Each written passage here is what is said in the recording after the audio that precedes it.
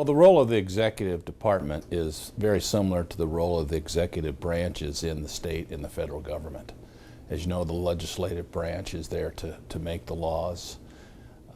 In Washington, D.C. and Jefferson City, we have a county council that makes the rules. They pass ordinances as to how we are to conduct ourselves in the executive branch. But then it's up to the executive branch, the executive departments, over which I'm the head, to go ahead and enforce those rules, those ordinances, those speed limits, those health regulations. The other role, of course, that I play is I have the power to veto those ordinances if I disagree with them, and then the council can override my veto. But basically, we're the branch of government that enforces the rules. And then, of course, the third branch is the judicial branch. And when people disagree with us about how we're enforcing the rules or whether they're guilty or innocent of a particular rule violation, then that is ultimately decided by a judge in our municipal court or a judge in the circuit court down the hill. Within the executive branch of county government, of course, there are several elected offices. The assessor, the collector, the sheriff, the director of elections. They are all elected to do their job. Since they're elected directly by the people, those of us in my office can't tell them how to do their particular job. They are subject, however, to the county's personnel policies. There's various rules and regulations established by the council and enforced by our office that they're subject to. But this office cannot tell them how to do the job that they were elected to do. We can't tell them how to assess property. We can't tell them how to collect the revenue. We can't tell them how to provide security at the jail or run an election. But the people who work for them are under the charter, have the same protections, are under the merit system. And that was an important development in the charter, because before those jobs were largely patronage jobs. And when a new person got elected to office, they'd bring in all their people who helped them get elected sometimes, and get rid of the people who were there. We now have a merit system. Even though we continue to elect those people, they have to deal with the people who have been hired, and the only way they can get rid of them is to show cause.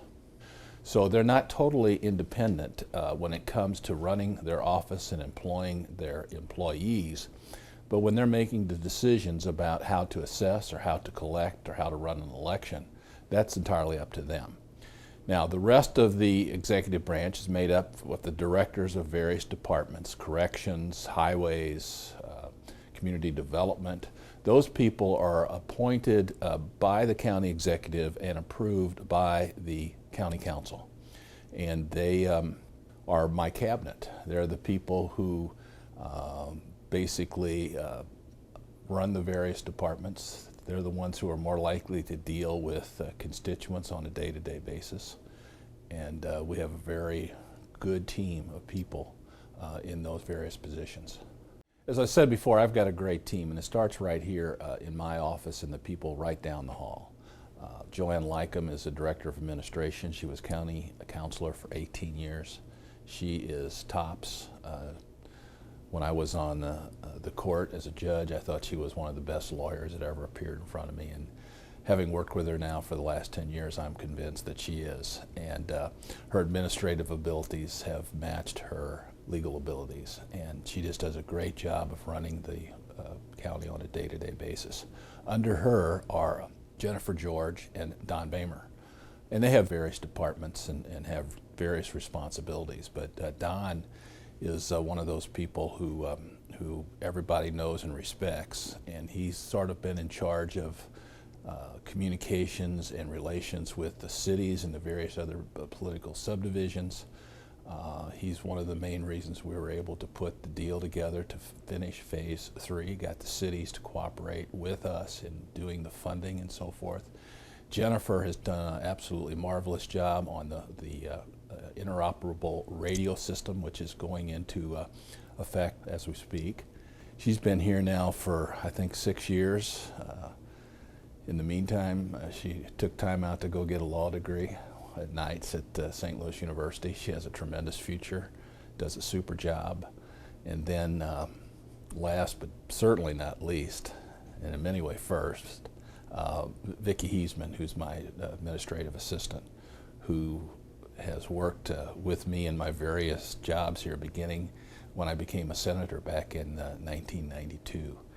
And she basically runs the place, as you know, and she keeps me moving in the right direction, gets me to the right place at the right times, makes sure that I have the right documents in front of me when I'm talking to someone, and is very good at giving advice, and very much respect her opinion on everything dealing with government, because she has been in the trenches, so to speak. When I was in the Senate, she was the person back in St. Charles that dealt with the constituents. She was the person who went to the Chamber of Commerce meetings. She was the one who really got to know everybody and kept me connected, even when I was in Jefferson City.